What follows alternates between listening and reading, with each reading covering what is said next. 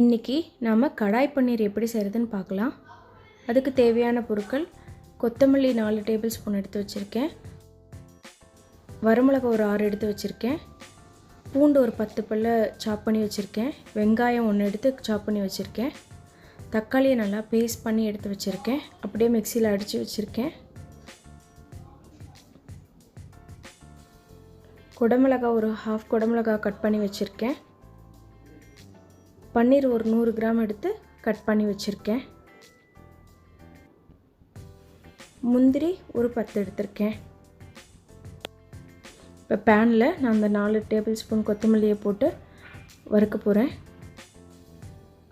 அது லைட்டாக வறுபட்டவுடனே அதில் நான் மிளகாவையும் ஆட் பண்ணிக்கிறேன். உங்களுக்கு காரமான மிளகா வேணும்னா காரமான மிளகாவும் போட்டுக்கலாம். நான் கொஞ்சம் காரம் கம்மியாக வேணுங்கிறதுக்காக காஷ்மீரி மிளகா எடுத்திருக்கேன்.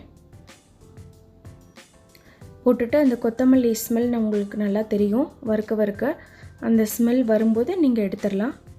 அது வரைக்கும் நல்லா இது ஒரு 3 to 4 மினிட்ஸ் ஆகும் வறுபடுறதுக்கு.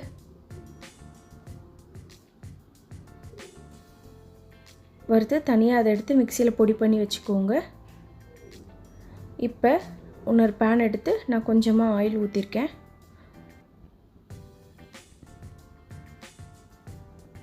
அதில் நான் பொடி பண்ணி வச்சிருக்கோம் இல்லையா, கொத்தமல்லி வரமிளகாவும் அந்த பொடி பண்ண மிக்ஸை நான் 2 ஸ்பூன் போட்டுக்கிறேன்.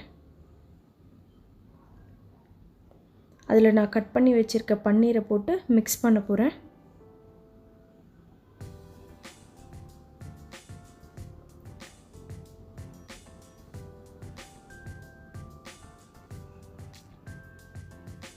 இப்போ பன்னீருக்கு கொஞ்சம் சால்ட் தேவைங்கிறனால அதுக்கு தேவையான அளவு உப்பை போட்டு ஒரு தடவை மிக்ஸ் பண்ணிக்கோங்க.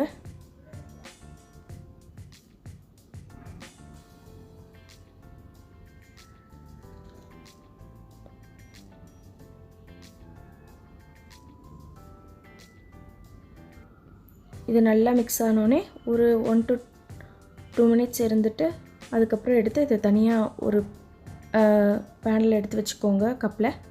இப்போ மறுபடியும் ஆயில் ஊற்றி மறுபடியும் நான் அதில் 1 டீஸ்பூன் அந்த மிக்ஸ் போட்டிருக்கேன். இப்போ குடமிளகாயும் அதே மாதிரி நான் மிக்ஸ் பண்ணி எடுத்து வச்சுக்க போகிறேன்.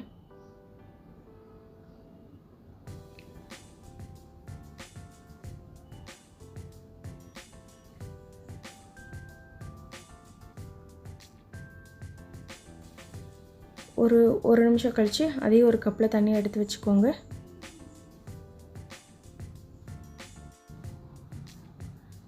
இப்போ மறுபடியும் நான் அதே பேனில் கொஞ்சம் ஆயில் ஊற்றிருக்கேன்.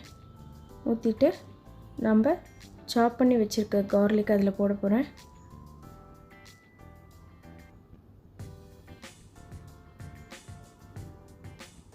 நல்லா மிக்ஸ் பண்ணிக்கோங்க.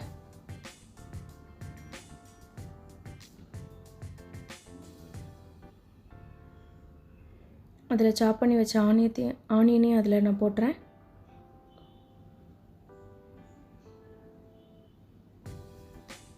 இப்போ வெங்காயம் வணங்குறதுக்காக தேவையான அளவு உப்பு கொஞ்சமாக போட்டு வணக்கிக்கிறேன்.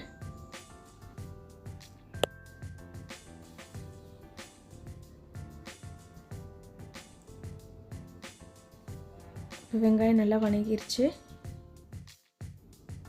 வெங்காயம் வணங்கினோடனே ஒரு 6 தக்காளி நான் பேஸ்ட் பண்ணி வச்சுருக்கேன், அதை நான் அதில் போட்டுறேன்.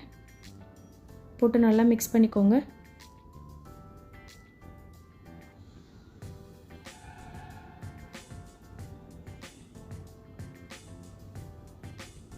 அது நல்லா கொதி வரணும். பச்சை வாசம் போகிற வரைக்கும் கொதிக்க விடுங்க. இந்த டைமில் நான் உப்பு ஆட் பண்ணிக்கிறேன் தேவையான அளவு.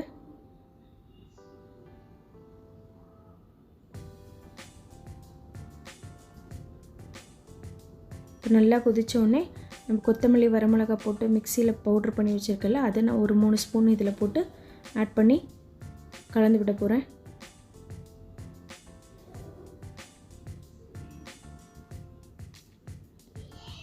இப்போ அந்த பச்சை வாசம் போகிற வரைக்கும் நல்லா கொதிக்கட்டும். ஒரு 5 மினிட்ஸ் கொதிக்க விடுங்க.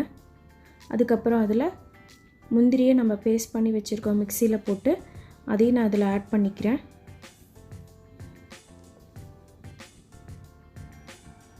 ஆட் பண்ணி ஒரு 5 நிமிஷம் நல்லா கொதிக்க விடுங்க. இது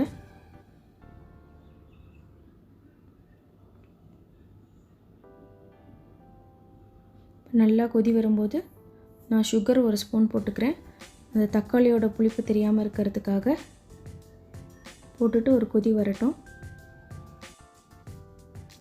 இப்போ நான் அதில் குடமிளகாவை நம்ம ஆல்ரெடி வணக்கி வச்சுருக்கோம்ல அந்த மிக்ஸியில் அதை போட போகிறேன்.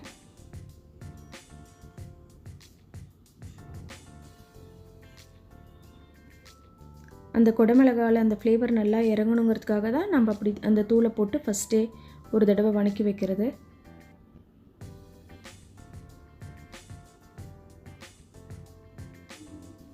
இப்போ நல்லா கொதி வருது. இந்த டைமில் நான் அதே மாதிரி நம்ம ஆல்ரெடி மிக்ஸ் பண்ணி வச்சுருக்க பன்னீரையும் நான் இதில் போடுறேன்.